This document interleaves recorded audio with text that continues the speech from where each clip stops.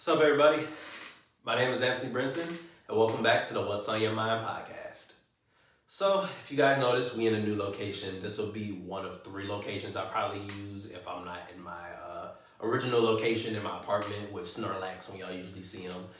I'd be in either that location or my Com Arts location in the room with the gray backdrop where I had the burgundy polo sweater on, or here. And if you know, you know, this is still close to the apartment. And just as I always say in these episodes, I'm really appreciative of you guys always tuning in. And usually sometimes it's a hard week in Podland, but easy weekend content, trust me. Once again, shout out everybody who listens. You can get this podcast on Spotify, Apple Podcast, or YouTube if you're watching this video now. And shout out to my friends in my AAAS course. I don't know if you'll be seeing this video first or if you'll watch my video with my AAAS group course, but if you guys haven't watched it and you're watching this first, we talked about the show Pose. It's a show that talks about ballroom culture and the LGBTQIA plus culture, specifically trans women, and the episodes we watched, we talk about how trans women have to experience intersectionality with other people and how they were being treated poorly. It was a really good discussion, and shout out Pose as a show. It was really, really good for the episodes that we covered. I think you guys will really like that discussion in that episode. And for today's episode, I'm pretty sure I'm gonna title it. I'm gonna, as I always do, have a title. But like I said, easy weekend content creation. Rory and the Meat Muncher. Rory and Mal. So for context, guys, I'm a Joe Budden fan. I'm a fan of the Joe Budden podcast. And the Joe Budden podcast used to consist of just Joe Budden. And he used to have what's now one of the co-hosts that is on camera. He used to be off camera, Parks. And he used to be joined by 2 co-hosts, Rory and Mal. Rory I've seen in some places that apparently he's artist Jay Electronica's manager, but I just know him as podcaster. And I also know his co-host as, in my and many others' opinion, as between him and Akadiddy or DJ Academics, Drake's #1 dick rider. And the munchery is, especially as I try to say a lot, I don't know a lot of people, I don't know these people online, so I try to not go so far on somebody depending on what it is. But not only, as I'll talk about later in this episode, am I just not a fan of this person with a lot of the ways he carries himself. The nigga munched Drake off like he was Ice Spice and he made that track for Drake. And he goes about defending Drake in a way where it seems almost like a character, because there would be times to where back in early Joe Budden podcast episodes or early tweets, they'd be like, oh, Kendrick is cold, Kendrick nice. And all of a sudden, he quoting Family Matters because Kendrick, is about to probably dominate the Grammys again. But Rory and Mal used to be co-hosts of the Joe Budden podcast, and if you want to do research on their beef, you can, but there was business issues, I'll call it, between Joe and Rory and Mal, and Rory and Mal separated and made their own podcast. Now, they also have another co-host by the name Damaris. She goes by Baby D. Shout out Damaris.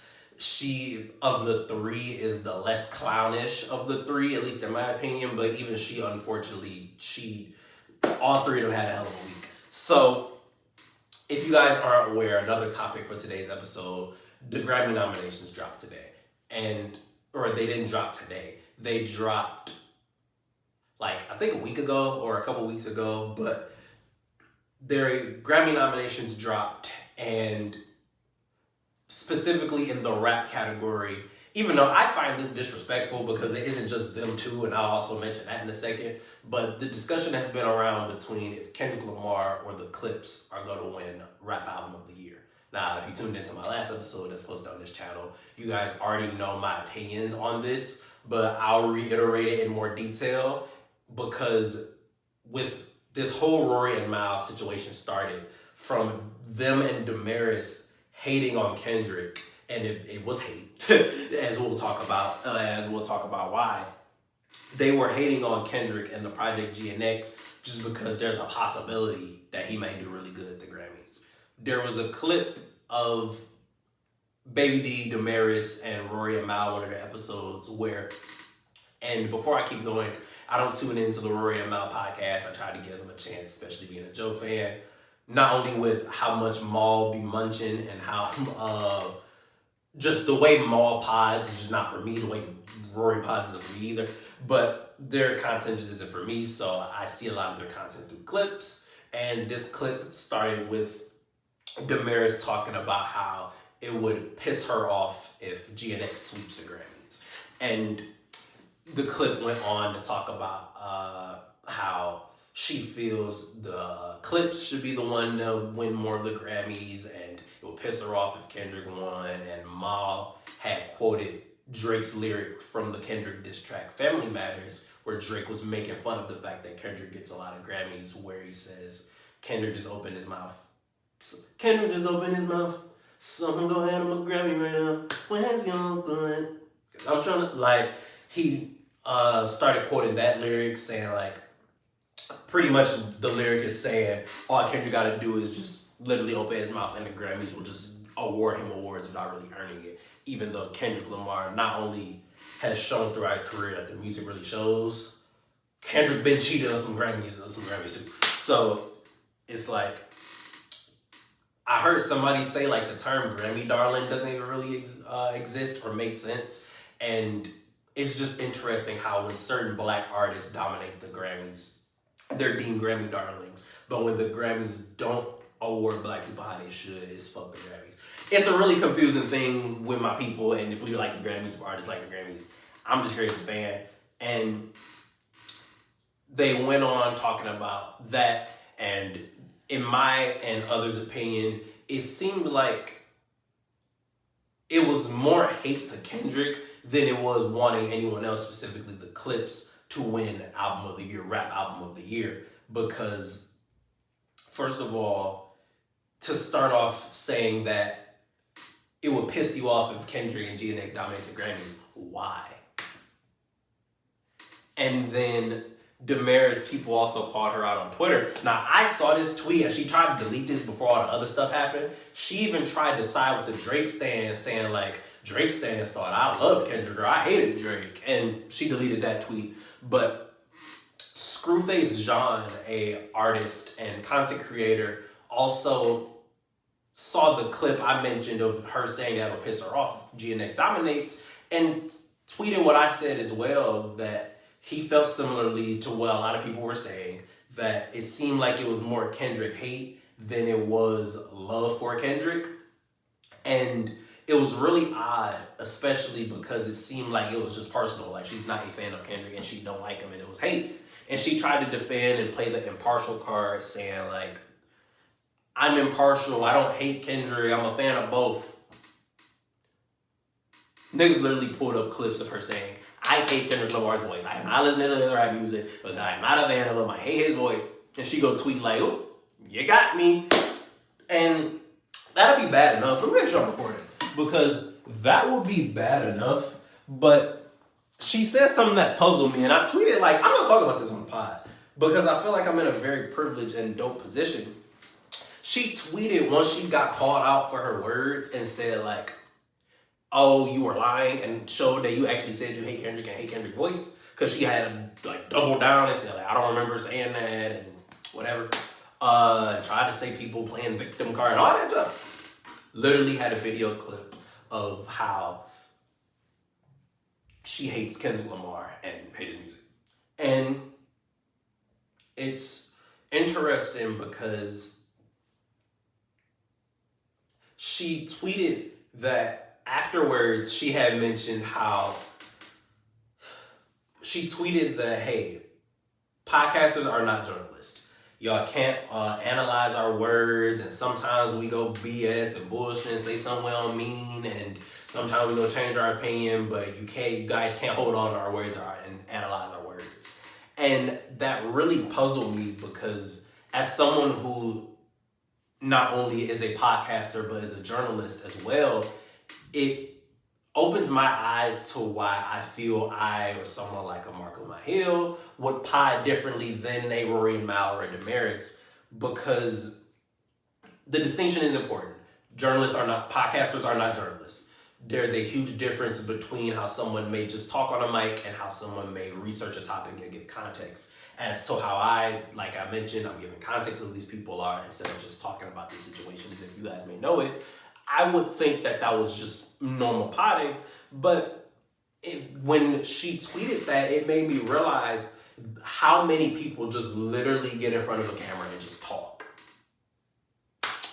And just like how I'm doing the same thing, it really confused me, because you would think that even if you're just a podcaster, that you wouldn't diminish the art of podcasting and the thing that you do for a living, you wouldn't diminish that. But you would also want to make sure that the words you're speaking and the things you're talking about come from not only a place of at least knowledge of what you're speaking, but you can at least be confident enough in your words or how you're talking to where you won't not only forget something you seem to hate a lot, but when you get caught out on it, don't just run to the excuse of, I'm not a journalist, so my words shouldn't really mean much, or don't articulate, or don't analyze my words much. That comes off, it makes you, if I'm speaking directly to Damaris, and if I'm just speaking in general, it makes you look like a clown. Because it makes it seem like, why should I listen to you if you're not even confident in yourself and you're not even confident in your words? And it's one thing, even I say as a podcaster and as a person, people go change their opinions. That's totally fine.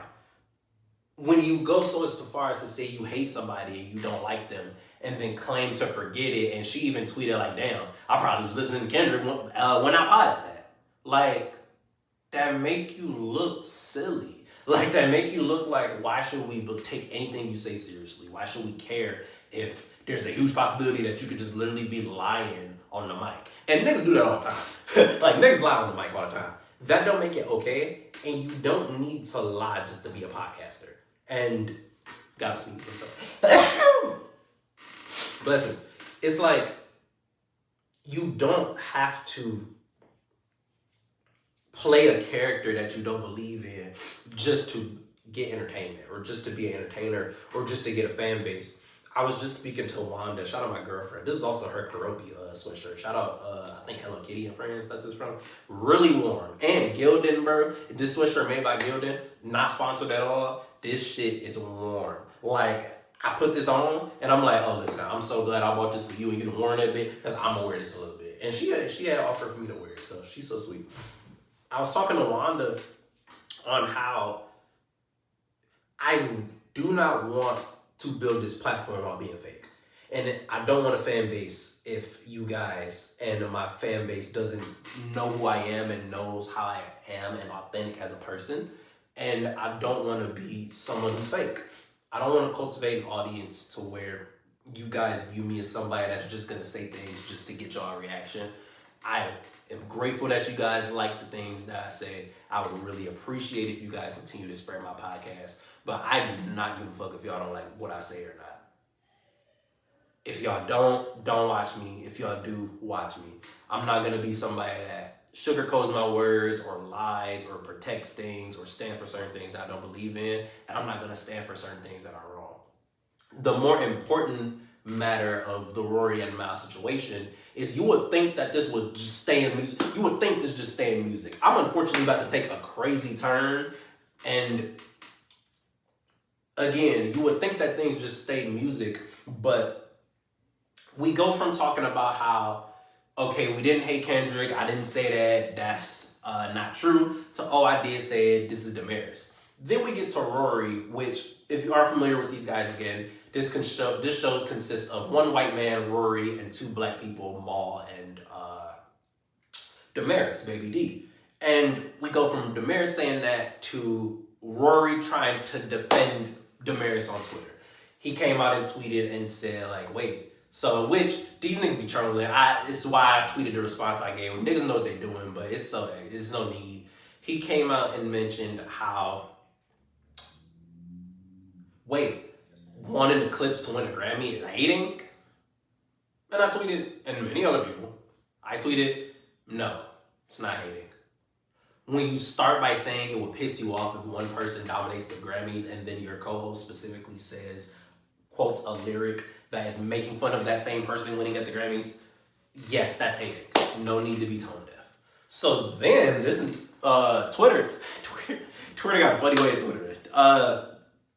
People started to pull up a lot of old, seemingly racist or racially targeted, sexist, misogynistic tweets from Rory, where he was retweeting things he was calling Beyonce a hood rat, or he was retweeting tweets that were saying Beyonce was a hood rat, talking about her hair, talking poorly about black women. He had a tweet where he didn't say nigga, but he tweeted N-word, and this is a white man, and he proceeded to get on Twitter Spaces after getting called out for these tweets and handled the situation very, very sarcastically and played it off as if it wasn't that serious. I was in Twitter Space for a minute, but I didn't stay in the entire Twitter Space. He was in the Twitter Space with people like The Company Man, shout out The Company Man, where he highlighted things in his video and his recap of it, where Rory was very sarcastic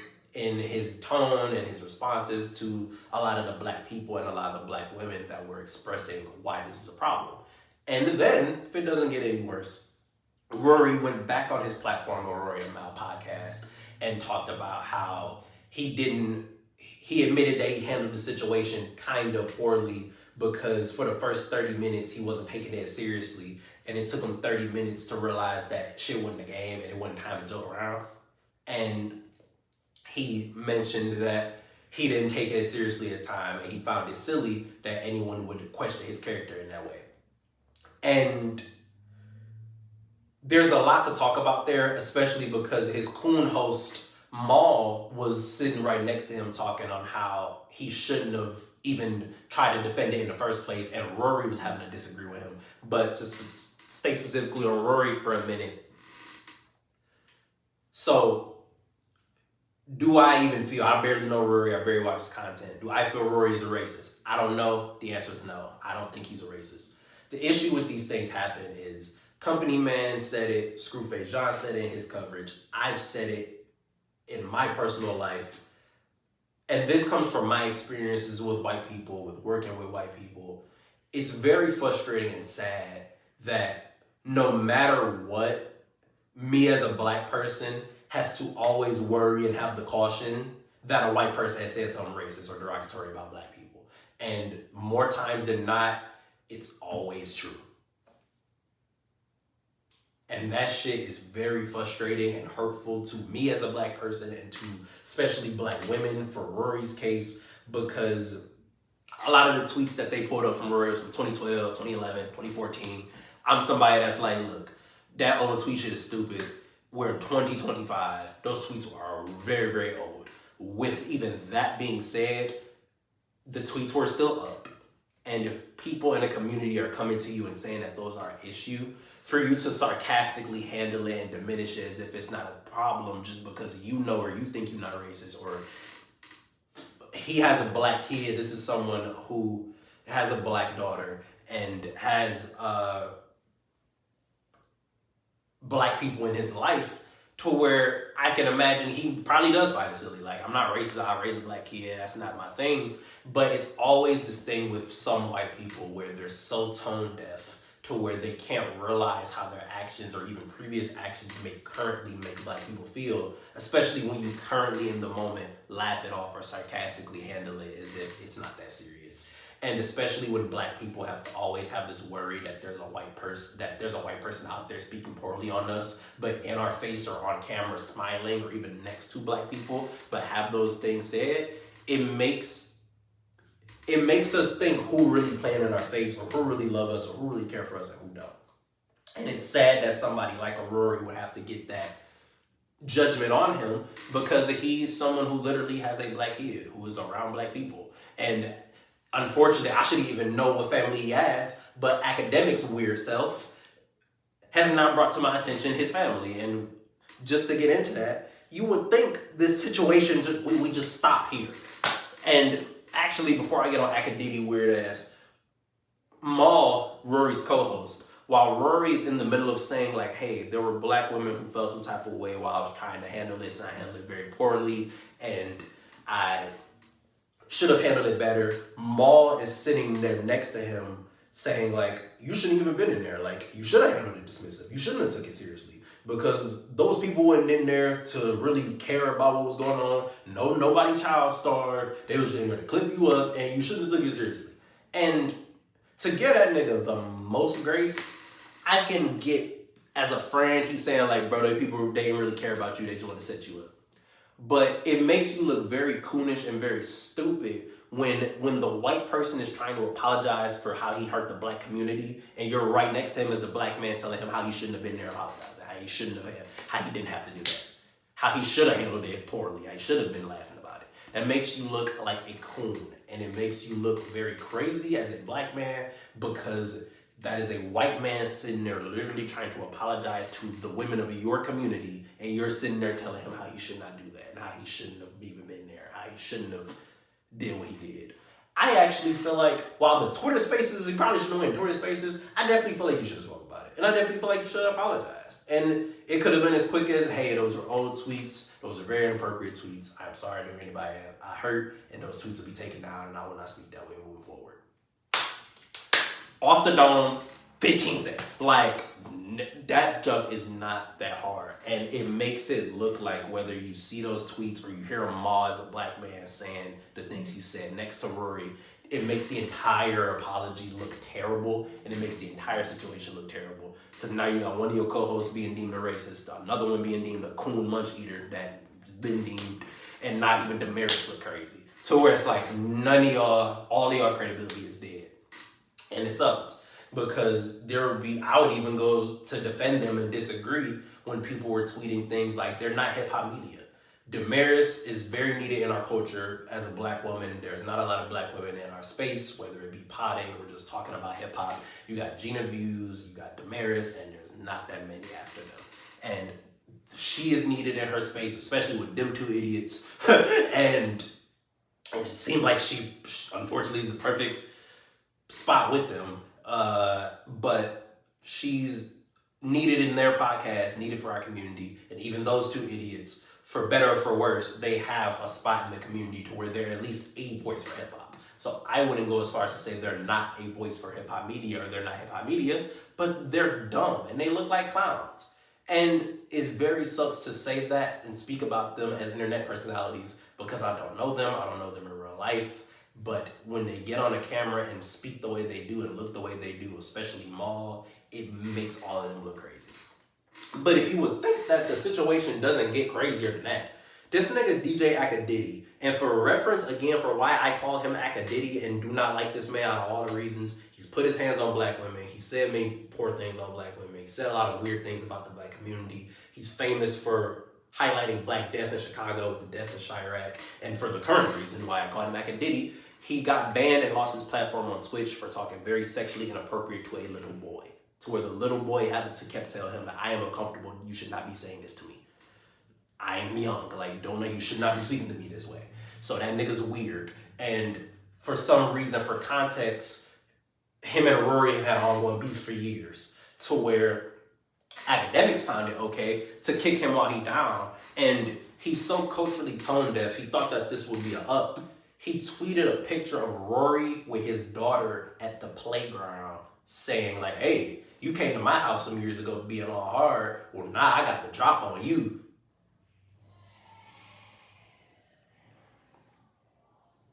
Academics. You lost your platform for talking sexually inappropriate to a little boy. And you got a picture of a little girl at a playground on your phone. You hired a private investigator to watch a man with his daughter at the playground. And you thought that shit was cute. So anyways, that man is very strange. And whether it's all the things I listed, his shit, and I wasn't even done, the nigga still got, he had some shit with 6ix9ine, and then got kicked. The nigga's strange. And for you to post a young kid on the internet in a threatening way, not only puts that kid in danger, but now brings in the mother of that child to where she even comes online. And this is how I now know that Rory does have a black daughter and a black baby mother, because she comes online and says like, hey, I don't know what the hell going on. I ain't in that. Leave my daughter offline. Any normal mother and parent would say that. You would think you should not have to say that to a grown man who already got his platform taken from talking inappropriately to a little kid, but now he thinks it's hard and cool to post Rory at the playground with a little girl. And look, I'm from Detroit, but I'm not hood. I'm not street at all. I am not in that lifestyle. But what I do understand is these new niggas are different, because at least back in the day, again, I am not in that lifestyle.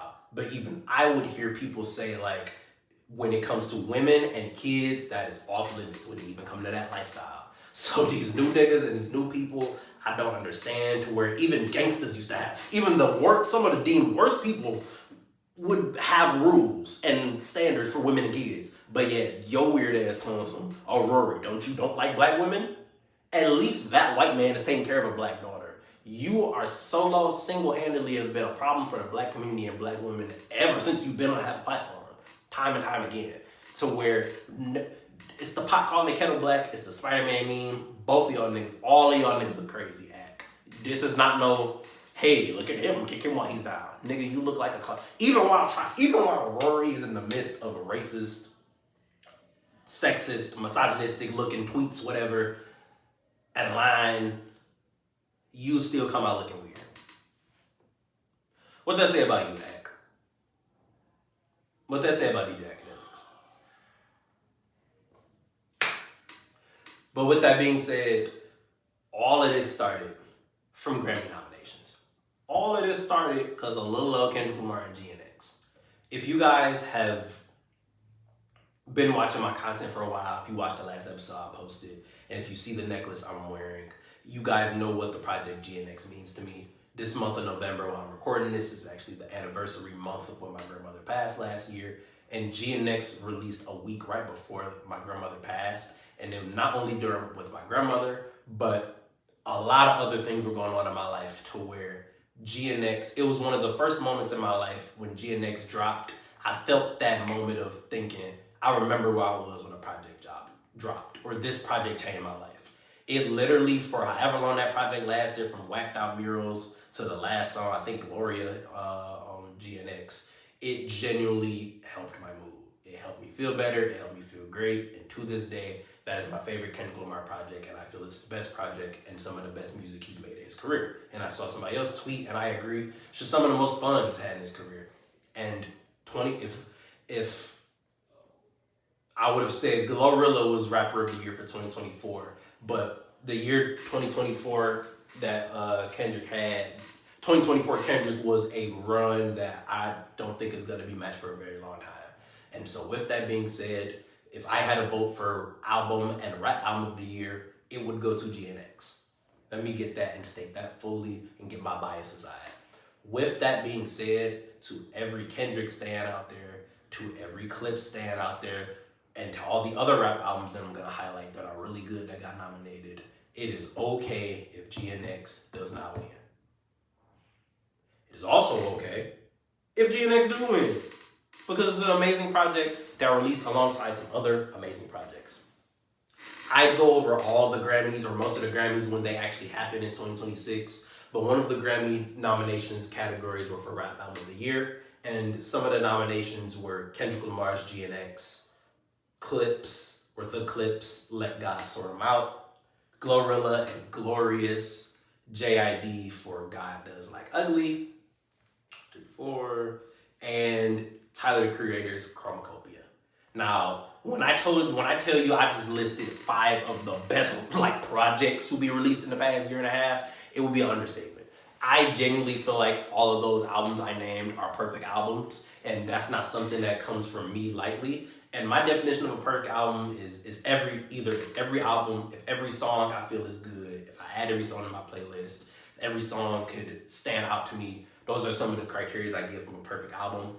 And literally GNX, Let God Sort 'Em Out, God Does Like Ugly, Glorious, and Chromacopia, especially Chromacopia, are 5 albums I generally feel like 10 out of 10 rap albums. So any of those artists that walk out of that Grammy that night, it is gonna be a monumental and legendary moment.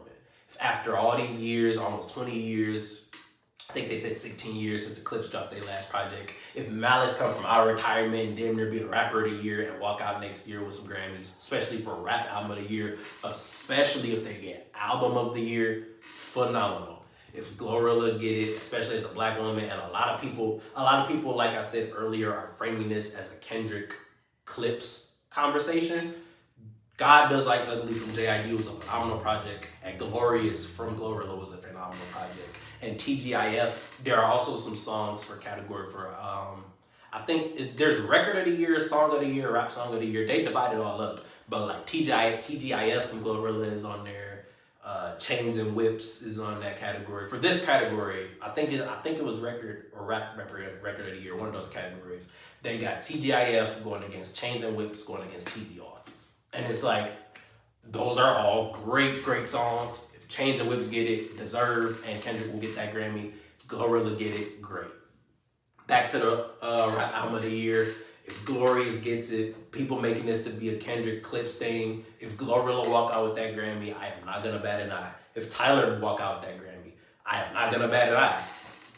And if JID walks out with that Grammy, a lot of people don't even know who JID is. I would recommend all of these projects, and especially God Does Like Ugly from JID. That and the Forever Stories project before this have really, really two good projects. But if I were getting a vote, like I've said last episode, like I said this one again, it would go to GNX and Kendrick Lamar. GNX would, everything GNX is nominated for, it would get if it was me. Luther would get the awards that's up for. Luther is up for some awards with him and SZA. GNX as a project is up against some heavy hitters. All of it will go to GNX because the music that Kendrick Lamar made in that project, in my opinion, is the best of his career. And it really showed that he really cared about the movement he was having. And whether it was putting the West Coast on brand, saying fuck you to everybody that hated to where he got, or all of it in between, GNX made a statement. And it's funny that people are saying that people are trying, even people, and again, especially, I'm someone that is very authentic and very simple with my edits. I keep a lot of my stuff in. I definitely want to make sure with the editing style, I make sure I'm recording, just in case anybody ever has a problem with me taking my steps to make sure I'm recording. But it really shows how it's good to be competitive and it's good to have competition in hip hop. But when the stand bases go so far as to make this shit ugly, or to make it seem like if one person wins, it's the end of the world, or GNX don't lose, then it's a problem. Like, it shouldn't be that serious. And GNX from when it released in November of 24 to probably like last month of 25, GNX was on the charts. Luther was on the charts. Kendrick, the GNX tour, the Grand National tour that him and SZA went on, I think it set the record for the most grossing money from a tour ever. Like, if Kendrick Clips, shout out to everybody that's been doing the things they've been doing to try and promote their chance to get these Grammys. I would love if Clips get it, like I said as well. But if Dot get these Grammys from not saying a word, that is really gonna show how goated that nigga is. And my GOAT and my favorite rap artist is Eminem. But the GOAT combo for hip hop, if I speak of it from a black man's perspective, there's a lot of sentiment, a lot of personal emotion and bias as to why Eminem is my favorite rap artist, especially when it comes to my dad. Eminem and Pac were the first two, and some of the only two rap artists that my parents were really allowed me to listen to, because I grew up in my opinion, if you ask them, they'll say it differently, strict household. And Em and Pac, even in a strict Christian household, Em and Pac were people that my dad made sure I knew. So I really like Pac and hold Pac to a high regard as well. But Eminem is my GOAT with that, combined with his ability and his skill. But if I take away the sentiment and the emotion, if I answer from a black man's perspective, the GOAT of rap and the GOAT of hip hop is between Dot and it's between Jay-Z and Dot. And I've been on platform before, depending on how big of a fan you are of me. Fun fact, if you know, I used to not be that big of a Jay-Z and Beyonce fan. Completely changed my opinion now. And I've said this sentence in another platform before, another episode before. Niggas change their opinions. It's okay. It happens.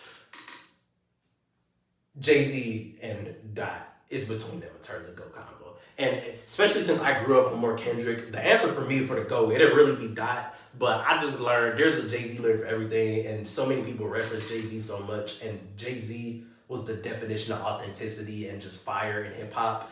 I just learned that when Kendrick and King Kunta say, I was gonna kill a couple rappers, but they did it to themselves. Everybody's suicidal, and even you might help. I just learned that's a Jay-Z lyric. From apparently a song called Thank You and Jay-Z. Hopefully by the time I record next episode, if I remember, I'll listen to that song and tell y'all, like, definitely was a Hove bar. Because apparently I was reading that's a Jay-Z lyric. And, like, even Dot himself references and shouts out Jay-Z a lot, to where even Eminem shouts out Jay-Z, to where even in, and I want to listen to more of Jay-Z's music to be more familiar with it. Even from what I've heard with tracks like Story of OJ or albums like 444. And especially when you go back to projects like Blueprint, Jay-Z made sure that no matter what, the things he went through, you'd feel them from the microphone. And you'd understand that, at least from the feeling, that he genuinely lived those thoughts. And Jay-Z's very realistic, where he'd have a lyric from Story of OJ. If you were to give me one pick, and if I weren't to go my Eminem route, picking The Way I Am, my favorite Eminem song, I would say my favorite hip-hop song is The Story of OJ, where he'd have lyrics where he's like, I'm not black, I'm OJ. Okay. To where if you know that situation, instead of going about how no matter, just like the Kanye lyric, you still a nigga in a coupe. Even if you in a Benz, you still a nigga in a coupe. Like, no matter how rich or how luxurious you portray yourself, people who are racist are still going to unfortunately view you as that same black piece of whatever that white people view us as. Just because you're richer or more powerful than your other black peers doesn't mean you're better than us, and doesn't make you better than anyone else just because you have certain things more than your black counterpart. And the white man will still look at you the same way, depending on that white man that may look at you, have those views. Instead of saying all of that, Jay-Z just says what he says in that lyric. And throughout his whole career, those type of lyrics are what Jay-Z personifies.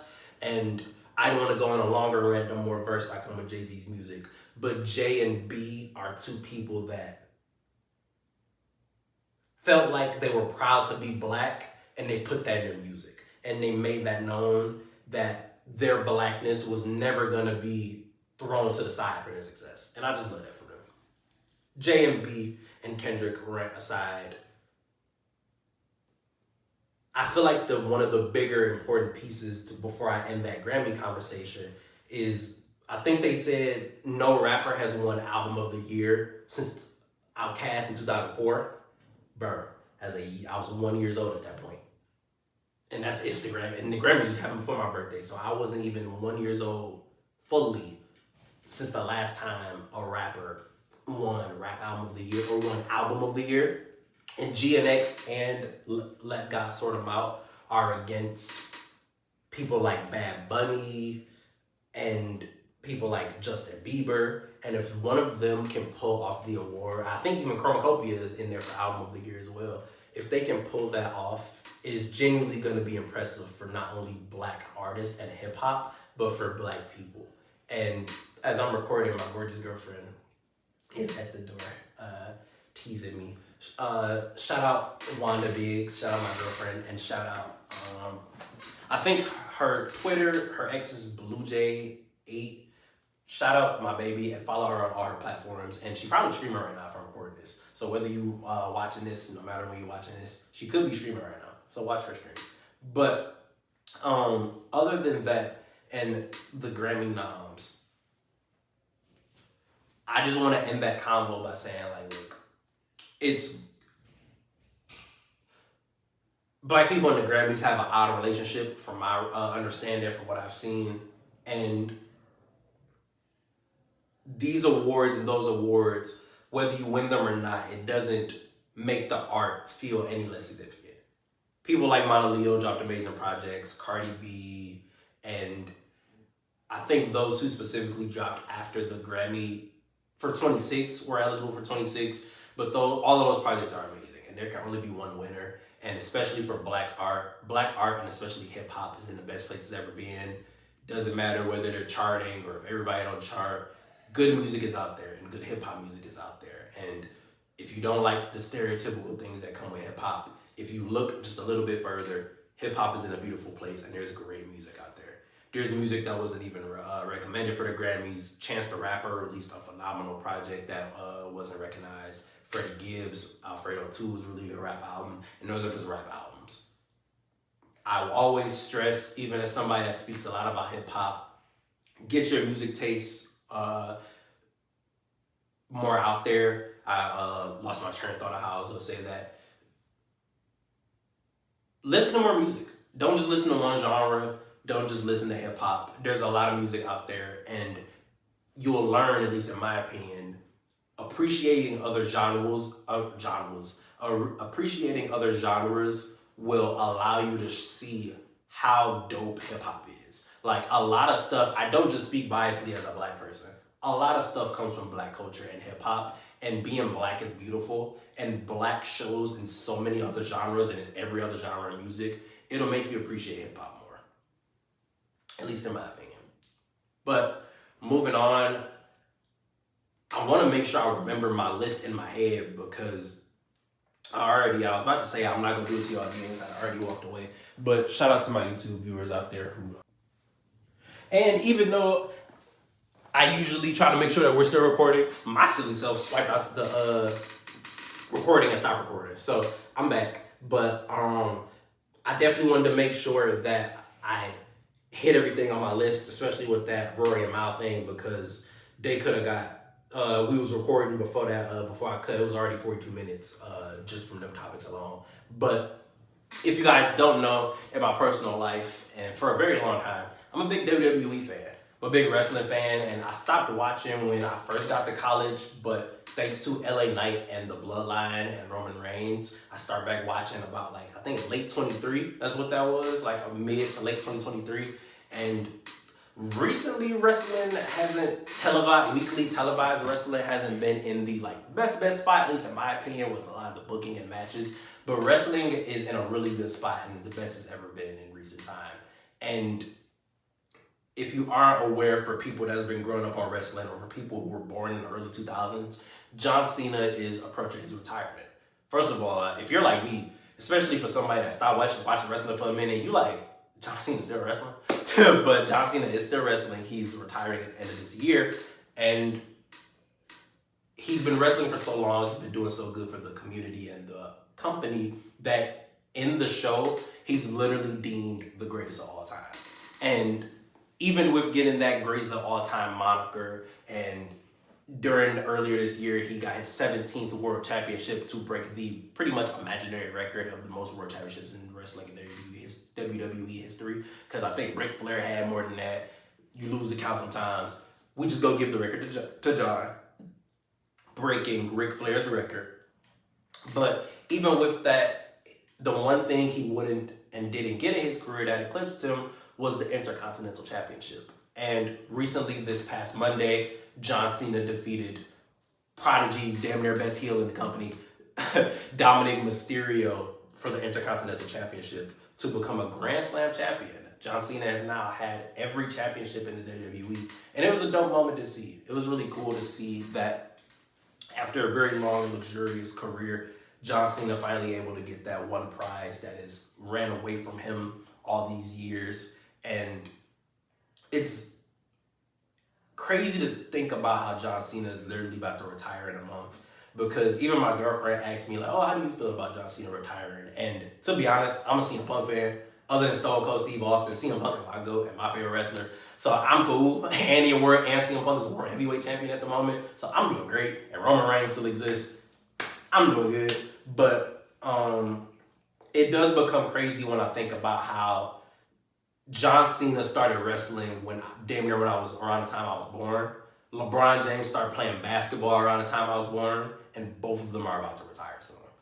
That is when it hits me and makes it realize and make me think wow, that is really crazy that John and LeBron have been doing their respective careers for literally as long as I've been alive. And I'm that old to where John and LeBron still doing their thing and they just not about to retire. And I want to say shout out to John Cena for having such a long WWE career. You've literally been a part of my childhood as a wrestler, and you've changed a lot of people's lives to where even if I'm someone that tells people like, hey, we don't know these people, let's not put these people on a pedestal, John Cena has been someone to go out of his way to make sure that past the wrestling and past the character, past all the you can't see me, that he makes an impact on people's lives and he tries to change people's lives for the better and puts up a smile on people's face. And he's done that in my life. He's done that in a lot of other lives. And I'm sure he's done it in a lot of you guys' life way more than even me or anybody else. So shout out John Cena. In my opinion, the retirement tour has not been booked the best, unfortunately, but he's Intercontinental Champion now. He got a month left. We got to appreciate him while he's still here. And that goes for people like CM Punk, Cody Rhodes, and other sports like LeBron James. A new era is among us to where all of those names, the KDs, the Steph Currys, all these regular names in all these fields are going to be retired. And to where I'm going to be on the road to 30 apparently. Hopefully I'm still going to be potting to you guys. And times are changing and times are going to be changing for the better. And it's pretty cool. To where even though we getting a retirement from John Cena, we have Obafemi. Like, the league's in good hands. We got LeBron about to retire. We have Luka Doncic and Victor Wembanyama. Like, the league and sports and evolution is in good hands, at least in my opinion. And there are a lot of crazy ways you could take things that are evolving and use them for evil. But I just want to make sure that I'm blessed to live in this world long enough to appreciate these things. I'm appreciating LeBron as my GOAT. I'm appreciating John Cena for the things he's doing. And I'm a fan. And I'm blessed that I live in a time where I can have a platform to talk about these things and give my own thoughts. And fun fact, John Cena followed me on Twitter, so that's pretty cool. But shout out John. And other than that, in WWE, Drew McIntyre has recently joined the Vision. For people who are unaware of wrestling, there's a wrestler by the name of Seth Rollins that started a group called The Vision, pretty much having a vision for what's better in the company. And he joined alongside wrestlers Bronson Reed and Braun Breaker. But unfortunately, Seth Rollins, at least we think, he got injured. He bamboozled us a few months ago with a fake injury. It was a big thing in wrestling. And now it seems like he's really injured to where it seems like WWE now has been scrambling for their Survivor Series War Games match, which is pretty much traditionally, I think it's 5v5, because they got those two. Yeah, it's traditionally 5-on-5 matchups. And the original plan, people thought it was going to be the original Vision, so Rollins, Braun Breaker, Bronson Reed, and two others versus the baby faces or the good guys of the company. But now instead of Seth Rollins, they've put in Logan Paul, which I know some people may hear that name and be like, what the fuck, Logan Paul? He actually can really wrestle. And now Drew McIntyre are part of the Vision, where they have attacked Cody Rhodes, who is now the WWE champion. And the baby faces seem like it's going to be a team of Cody, Punk, and then who knows? Because, as I mentioned earlier, superstar by the name of LA Knight got me back into wrestling. For some reason, they won't book LA Knight to do anything in the company. They won't book him for a world title. I feel like before Punk come back, he should have been the one to beat Seth Rollins when he had the world title back in 2023. So I don't know why they're treating LA Knight crazy. But it seems like that's where we're going. If y'all heard that, I have no idea where that came from either. It sounds like a scream. But there it goes again.